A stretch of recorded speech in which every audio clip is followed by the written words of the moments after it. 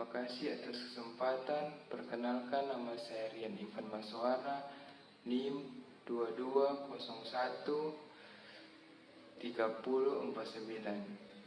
Di sini saya akan menjelaskan materi tentang hukum gerak dengan mata kuliah fisika terapan. Hukum gerak. Hukum gerak Newton adalah hukum fisika yang menjelaskan perpindahan suatu objek sebagai hasil hubungan antara nilai dan jarak dari gaya yang berlaku pada objek tersebut. Hukum gerak Newton merupakan salah satu dari 3 hukum fisika yang menjadi dasar mekanika klasik. Hukum ini menggambarkan hubungan antara gaya dan yang bekerja pada suatu benda yang gerak yang disebabkannya.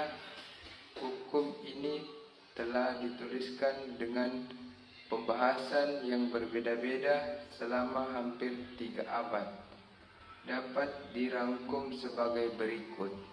1. Hukum pertama. Setiap benda akan memiliki kecepatan yang konstannya kecuali ada gaya yang resultannya tidak nol bekerja pada benda tersebut.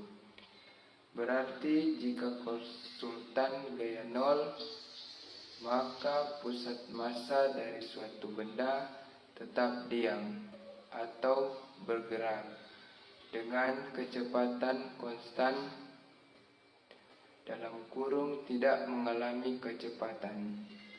Hal ini berlaku jika dilihat dari rangkaian rangka acuan inersial. Hukum ini menyatakan bahwa jika resultan gaya (jumlah vektor dari semua gaya yang bekerja pada benda) bernilai nol, maka kecepatan benda tersebut konstan.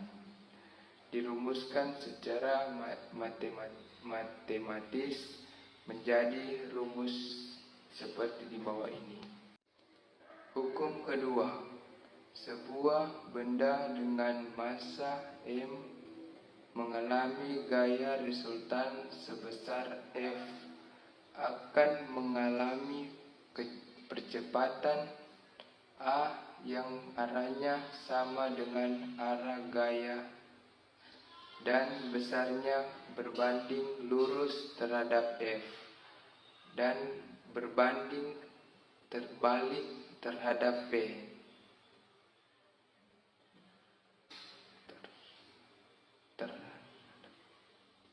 Bisa juga diartikan resultan gaya yang bekerja pada suatu benda sama dengan turunan dari momentum linear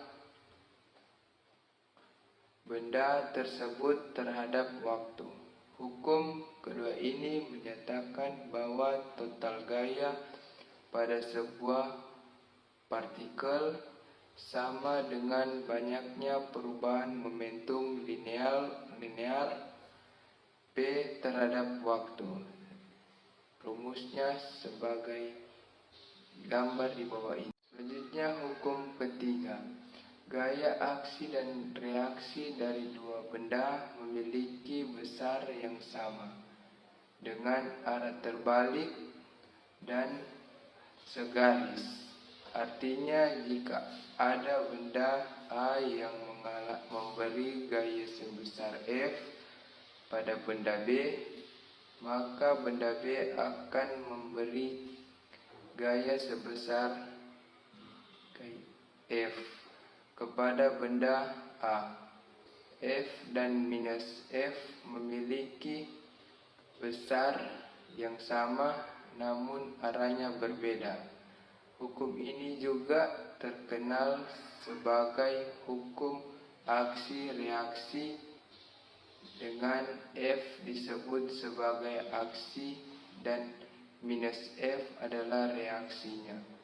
Hukum ketiga ini berupa persamaan vektor satu dimensi yang bisa dituliskan sebagai berikut.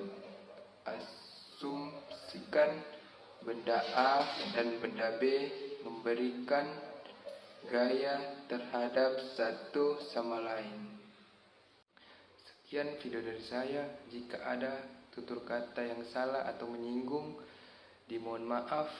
Sekian dan terima kasih.